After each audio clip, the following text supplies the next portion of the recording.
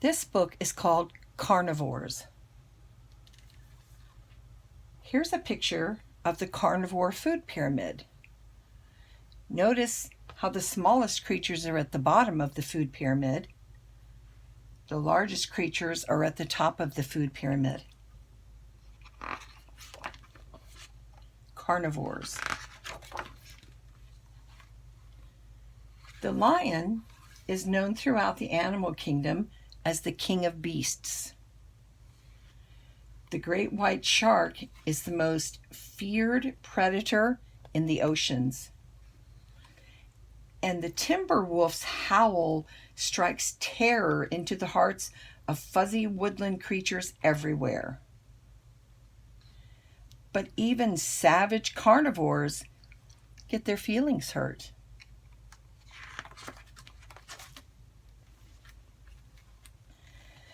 The lion tries to ignore it when the gazelles whisper behind his back. He pretends not to see the zebras looking down their noses at him.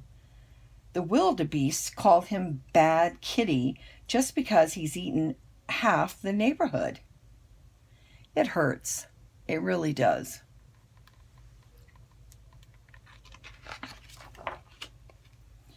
The great white shark, he gets such a bad rap.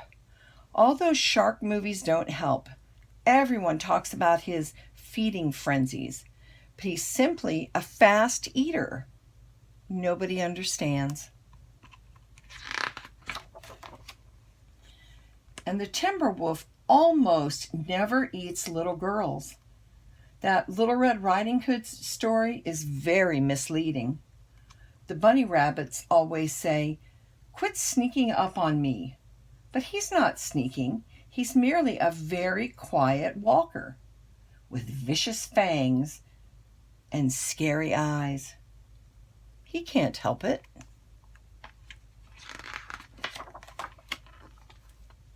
So it was just a matter of time before the lion, the great white shark, and the timber wolf started hanging out, because even carnivores need to share their feelings. At their first get-together, the timber wolf came up with an idea that might solve everything. We'll go vegetarian.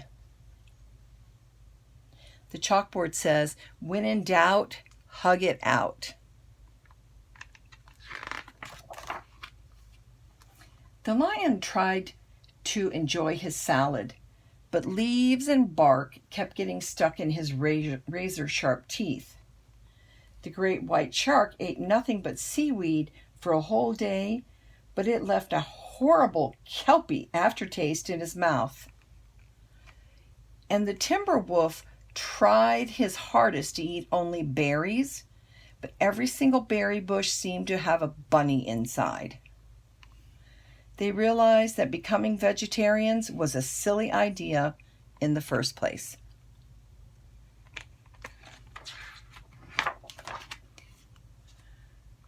Before long, the great white shark came up with a fabulous new idea. It's called the disguise plan. New outfits will blend right in. At first, the lion's antelope disguise worked out terrific. Everyone treated him so nicely, but when the other antelope smelled his zebra breath, it was all over. The great white shark blended right in with the dolphins. Nobody suspected him of being bloodthirsty at all until all the dolphins disappeared. I think that means he ate them.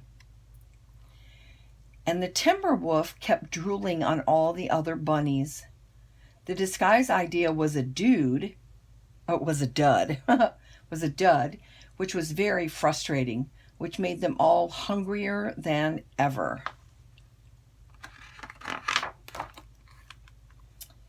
As a last resort, the lion invited the oldest and wisest carnivore he knew to come speak to the group. The great horned owl was happy to be included. "What should we do?" asked the lion. "Everyone is mean to us," said the great white shark. I never know what to say, said the timber wolf. The sign says 29 days without meat.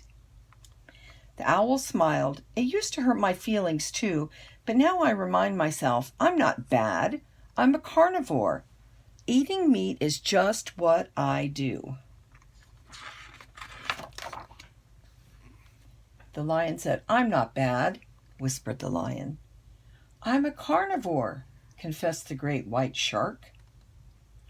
Eating meat is just what I do, declared the timber wolf.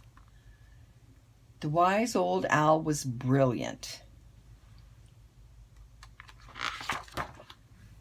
It turned out he was also delicious.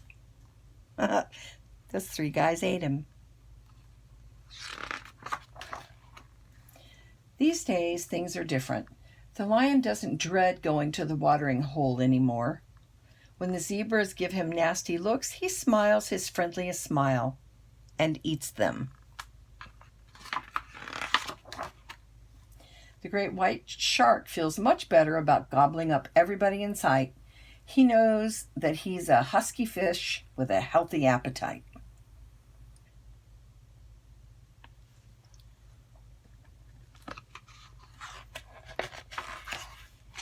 When the timber wolf gets the munchies, he doesn't think twice about grabbing a handful of bunnies.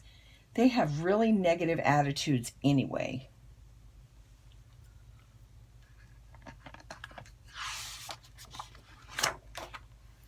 After all, they're not bad. They're carnivores. This says, welcome new members. Sushi. Eating meat is just what they do. The carnivore food pyramid. There's just an apple left because the carnivores ate everybody in the food pyramid. The end.